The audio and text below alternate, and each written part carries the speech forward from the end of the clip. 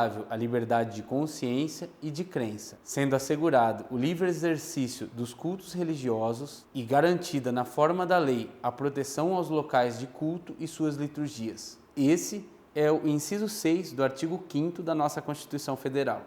Então, o inciso 6, ele vem nos trazer a liberdade de consciência e de culto. Então, vamos separar as duas? Liberdade de consciência é a possibilidade de que as pessoas possam aderir livremente a valores morais e espirituais, de acordo com a própria orientação de suas consciências, independente de qualquer aspecto religioso, podendo crer em qualquer divindade sobrenatural ou não crer em nada, se não quiserem. Então, essa liberdade de consciência ela é garantida pela Constituição Federal. Agora, a própria liberdade de consciência não significa que as pessoas tenham uma religião propriamente dita.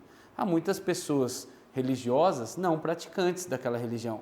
Há muitas pessoas que na hora de dormir fazem sua oração, mas não vão à igreja alguma. Há pessoas que, pelo contrário, vão a muitas igrejas. Há pessoas que têm uma religião específica e seguem aquela religião fervorosamente.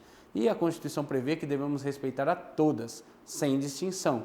Então, quando a gente fala de liberdade de consciência, a gente está falando, como na liberdade de expressão, de uma cláusula pétrea da Constituição Federal. Ninguém pode mexer nisso. A liberdade de consciência garante a todo ser humano, brasileiro no caso, porque estamos falando da Constituição Federal brasileira, mas vai valer a regra para todos que aqui estiverem, garante a todo ser humano que tem uma liberdade de consciência e de crença. Então agora a gente vai falar da liberdade de crença, que no inciso 7º do artigo 5º a gente vai ver que a liberdade de crença ela é garantida inclusive em instituições civis e militares.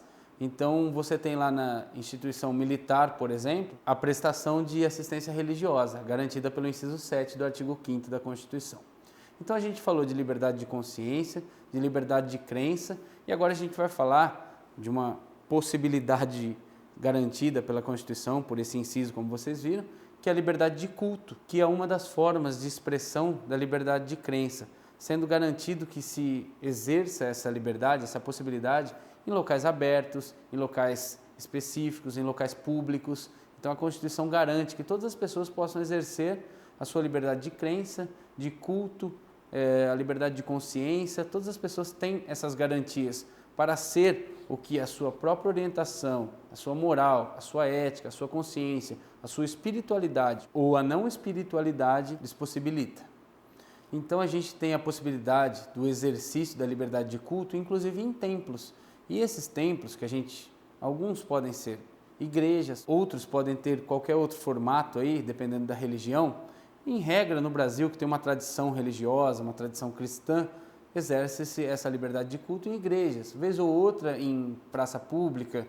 Isso tudo depende de aprovação do poder público, mas não está sujeito a controle. Então o poder público não pode cercear a liberdade de culto, a liberdade de crença das pessoas. O poder público simplesmente tem que se abster de determinar regras para essas religiões. Então você não vai ver o legislativo, ou pelo menos não deveria ver o legislativo regulamentando religiões ou inserindo religiões nas obrigações das pessoas do dia a dia. É normal que você tenha aí uma confusão, uma mistura, vamos melhor aplicando aí o sentido da palavra, é natural que você tenha uma mistura aí. Por exemplo, você vai ter feriados religiosos no Brasil, porque a nossa tradição é a tradição cristã, então são esses feriados que você costuma ver. Mas, em regra, o Estado não pode prejudicar qualquer religião que seja, ele não pode prejudicar uma religião em detrimento de outra. Então, a liberdade de crença, a liberdade de culto, a liberdade de consciência é uma garantia fundamental da Constituição Federal. No artigo 150 da Constituição, quem quiser dar uma folhada, artigo 150, a gente tem lá no inciso 6º, a linha B, que as instituições religiosas terão imunidade fiscal, ou seja, a igreja não vai pagar imposto. Então a gente tem essa garantia para quê? Para facilitar que as pessoas tenham o exercício de seus cultos, para que o Estado não venha, sob o pretexto dos tributos, sob o pretexto do poder de polícia, inviabilizar ou até impedir o exercício de culto, o exercício do direito de consciência, o exercício do direito de crença das pessoas. E então, para ter o pleno exercício do direito de culto, o Estado previu essa imunidade fiscal, imunidade tributária aí das instituições religiosas.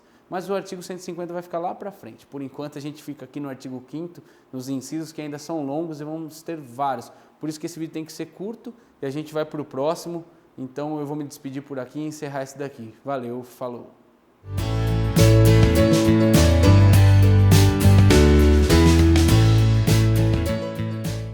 Assegurado que as instituições...